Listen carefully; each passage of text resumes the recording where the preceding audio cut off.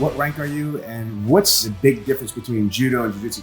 So I'm in Judo and Jiu Jitsu. I am a blue belt under Daniel Gracie. The difference between Judo and Jiu Jitsu is that there's a little bit of a difference in philosophy. Judo is a little more, your goal is to make the Olympics. Most guys get into it just trying to get to that goal. In Jiu Jitsu, it's a little more like a philosophy base where, you can come in here, you get what you want out of it. There's not really a lot of pressure on competing, which is nice because in Judo, if you're not competing, you're not gonna get promoted. You're not really gonna move through the sport. In Judo, a lot of it is just reaction, right? Sometimes you can plan ahead, but a lot of the big time throws and the successful, throws are just reacting to your opponent in that moment right away. To where I feel like in Jiu-Jitsu, you can build a little bit more of a base plan and kind of follow that plan. Compare what you love about Judo and then what you love about Jiu Jitsu. The two sports being so different, I do love, something about both of them. Judo, obviously, the big thing is throwing people. That is the most fun. That is what was my favorite part. I was never a big, running drills guy. I just wanted to get in there, go live, get my rounds in. In Jiu Jitsu, I love that you can kind of take a break and, think about what you can change. In Judo, it's a little more fast paced. In Jiu Jitsu, you're allowed to lay there for a minute, kind of get a game plan going, see what your next attack is going to be. I enjoy the kind of trying to figure out the problem aspect of it instead of just, hoping that my body reacts in that moment to that thing. Talk to me about the scoring in Judo compared to Jiu-Jitsu. Oh man, that is going to be scoring in Judo has changed so many times that at this point, I'm not even really sure what it is. Back in my day, you used to be scored on how you landed. Landing on your butt gave you the lowest, score. On the side was a little bit higher. And then landing on your back with not a ton of force or control from your opponent gave you a half a point. And then obviously pon, which is the equivalent of a knockout in boxing, is when, you throw your opponent hard with control on their back. That is an automatic, the match is over, you win. It can happen just like a knockout. You can get thrown in 5 seconds and it's over, or you can, go the whole round and not get thrown for any score. And then you go in overtime. Jiu-Jitsu scoring, I'm not really familiar with. I'm more of a go for a submission kind of a guy. No one really taught me scoring in Jiu-Jitsu, so I don't really know how it differs. But I imagine, the big thing I do know is there's no scoring from standing. You can't throw somebody and get a score based on how they landed. So that is definitely a very big difference. You are allowed a few things. You can pin a person. Back in the day, it used to be 25 seconds. Now it's 20. And then you can also submit with a choke and an arm bar. Very, very basic. There's definitely a lot more variations in Jiu-Jitsu on those moves. In Judo, you kind of have a few that you're good at and you work those couple of moves and you rely on them, to where in Jiu-Jitsu, it seems like you want to have a broader base just to kind of depending on what your opponent might throw at you. What was your niche, or what was your favorite move? So my favorite move in Judo was definitely a uchigari, which is the inside leg hook. It's just a throw that came so naturally to me. It's not a very complicated throw, which is good. I'm an athlete, so sometimes simple is better. It worked for me a bunch of times. I've won numerous competitions with it, using it over and over. You kind of find different variations where it works depending on how your opponent's gripping you. But I was very confident in it, and I just knew if I had that opportunity and the opening for it, I was going to take it. What are you thinking, and what is your strategy when you engage your opponent?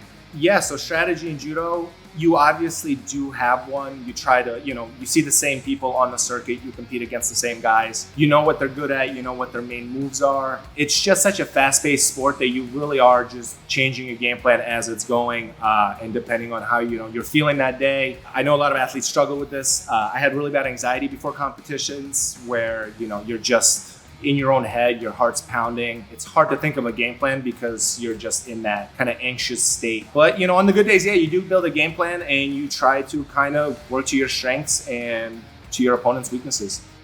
What have you done when it comes to dealing with competition anxiety? So competition anxiety, big thing for me was talking. If you've ever competed with me or have been my coach, you know that I am very talkative before competition. Especially in the tunnel waiting on deck. If I'm talking to my coach and I'm just busy doing that, I'm not really thinking about how anxious I am. But other than that, I was never a medication guy. I never really wanted to do anything like that to kind of help with that anxiety. It's just the way I looked at it. It's what made me, and it got me to that point. So I just try to deal with it by talking to my coach and trying to get out of my own head. What advice would you give to a young kid coming up? So competing as an athlete, when you're that young, 14 years old, 15 years old, I feel like is a big time in an athlete's career, especially if you do see yourself taking that seriously. That's kind of when you transition from the just going to tournaments because it's fun, you get to see your friends, and it kind of doesn't matter, to where at 15, 14, 16, you kind of start developing that mentality of like, okay, this matters. This is something I want to do. So I would just say that, life goes on. It's okay. Take the losses should drive you. Don't make the loss or don't let the anxiety of losing define who you are. I've lost many times, and you just wake up the next day, keep training, and let it drive you. But that's it. Leave it behind you. Don't get anxious about the next tournament. What advice do you have for people that their dream is to be a professional martial artist or judoka? So losing is never easy.